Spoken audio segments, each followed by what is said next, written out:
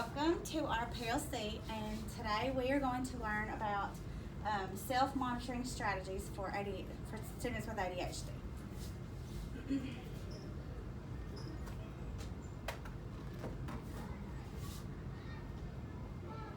So our agenda, I have to go over the agenda. We're going to look at the agenda, vision statement, the first steps, my problem, how I chose a strategy, the results week 1. I'm going to show you some work samples. Then we're going to talk about what I learned from the first week. Then we're going to talk about my reflection, what I thought that I need to adjust for the next week. Then the data results for week 2, my work samples, the summary of learning, and then the next steps, like what I plan to do this week and in the weeks to follow. And then this will be my YouTube link. You guys are sitting in on what will be on the YouTube, and then my references. So this is kind of what's on the agenda for today, and we'll get into why I chose this. We had to write a vision statement for this class, and we had to figure out the difference between a mission and a vision. And so my vision statement is I would like to be the person that empowers others in my building to have the best resources, feel the best because they're supported, and have the ability to turn negatives into positives. This means being available and knowledgeable to help staff achieve their greatest lessons because they have everything they need and feel confident in what they are teaching. Also, I hope to be a rich resource that people can depend on to provide results based on research-based practices. For students, I would like to see each student excelling and being college or career ready when they graduate. And these students will be where they are because they have the ability to explore, they were exposed, and they were challenged with a rich variety of curriculum, research-based practices, and love during their education. So that's kind of the way that I want students to see me when they graduate. You know, these students 12 years from now, I want them to know that, you know, that they had a rich environment, that they had research-based practices, and that people love them, their teachers love them on the way. So,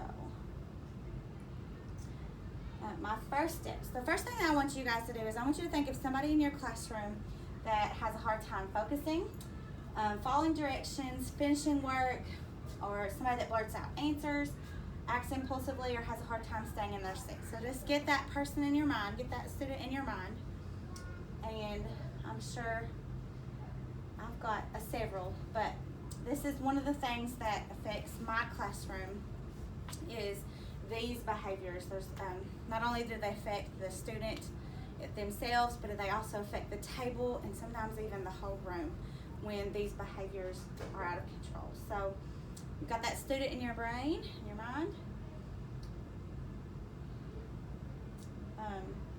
And so I started out with that. I had a student in mind that I was trying to figure out how to help, what to do for this student, and so I identified the problem.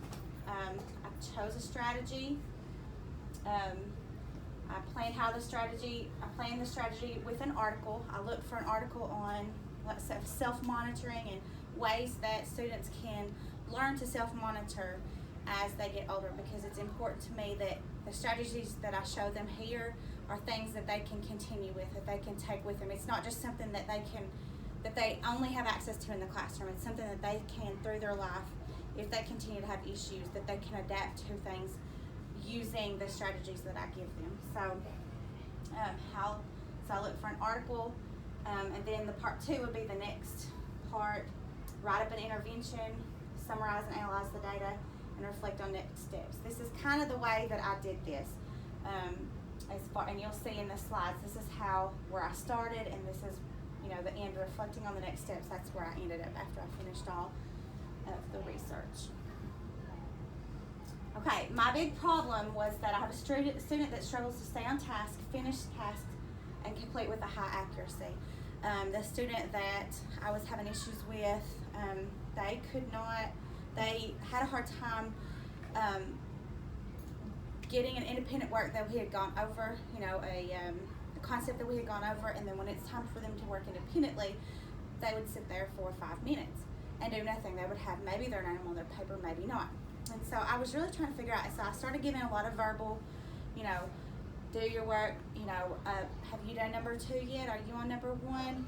and it didn't really seem to get better with the verbal responses. And so I was just trying to figure out what to do, and so I was searching for a way to help him focus and to get things done and to get them done accurately. So that was our big problem. And then my strategy, I looked online, and Susan Davies and Raymond Witt of Miami University said that students can use timers to self-monitor their attention to tasks. They reported that using a timer reduced inattentive and inappropriate classroom behaviors. And they were actually working with children who like blurted out, who said things. But in this part of the article, they were talking about timers not only can help them monitor their own behavior, but they can help them stay on task, like focus and and the timer helped reduce the inattentive and inappropriate classroom behavior. So I thought, well, we'll try this and see what happens. So my plan was my student would benefit from a self-monitoring timer to help him complete tasks as well as stay on task. I will give the student independent tasks in different academic areas on a daily basis and grade him on how much he can finish in the time given and how accurate he can complete his work in this time frame. Then next, I will graph the results and see if the strategy helps the student complete the task and complete them accurately. Does anybody have any questions? Okay. So here were the results for week 1. So the blue is what he completed on each task, and the green was the answers correctly, all the answers correctly. And sometimes this meant that he didn't answer at all. So so like this one, there was no timer. Here was how many he answered. He answered like 55%, and then answered correctly was like 25%. So, you know, he was not even finishing his paper, and he was getting less than half of his unfinished paper finished. This child is very bright, knows a lot of things, but the focus was just really hard for him. So task 2, you can tell he got finished, but then his accuracy was like at 67%. So, you know, he did get finished, and his accuracy actually went up also. I mean, it was more than 50% that his accuracy went up. But I wanted to see him improve in the accuracy. So we just continued with the timer. The second task, he got done, and then his accuracy improved just a few points, and then the last task he finished, and it improved a little bit more, but I still was not seeing what I wanted to see as far as what I thought that he knew. And so on that one, the task with no timer, the ones that he did not complete, were they counted as incorrect? Yes. Okay. Yeah, so I just counted it all just so that we would have a baseline of what he was doing and what he wasn't, what he wasn't doing. So these were the work samples from the first week. This one's kind of hard to see, but this is from a timer, and so he did all of it, but you can see he missed all of the first row and all of the second row. So he got all of it done. Usually on this type of assignment, he would maybe get the first row done, but he would have nothing done here and nothing done at the bottom. And so to me, this was it really increased his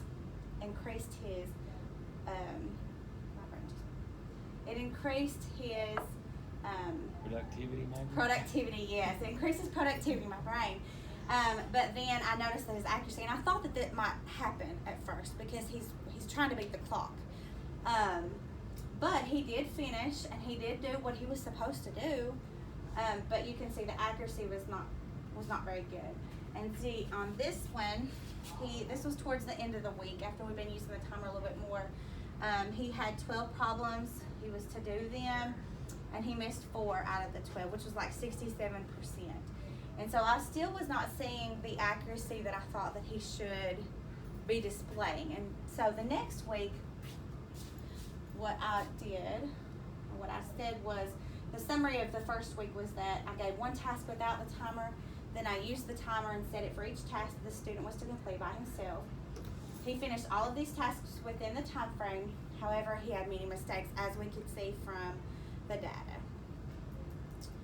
So my reflection was, the next week, the student will work on monitoring accuracy on his assignments, and before and after he finishes, I will remind him to go back and check his answers, because he was finishing within the time frame.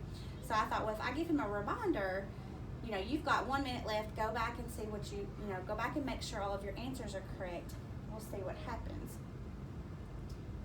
So the results for this week were a lot higher. The task 1 that I showed here was just the same as the week before. There was no prompts.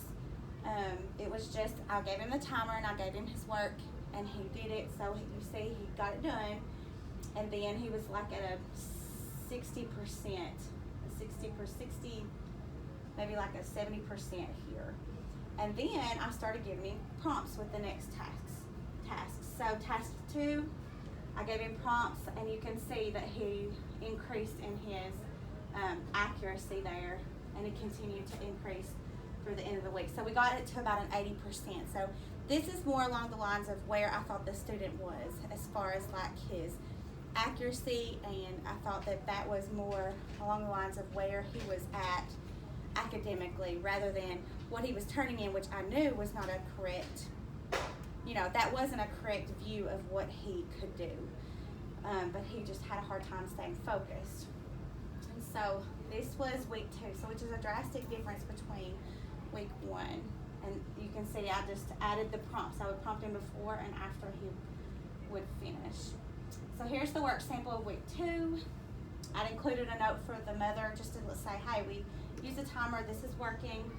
And so you can see he had written, there were still a few mistakes, but he had made mistakes on the Y's, and I had said, is there anything that you think that you could do better? Is there any letters that you think that you could write that looked more like the letters here?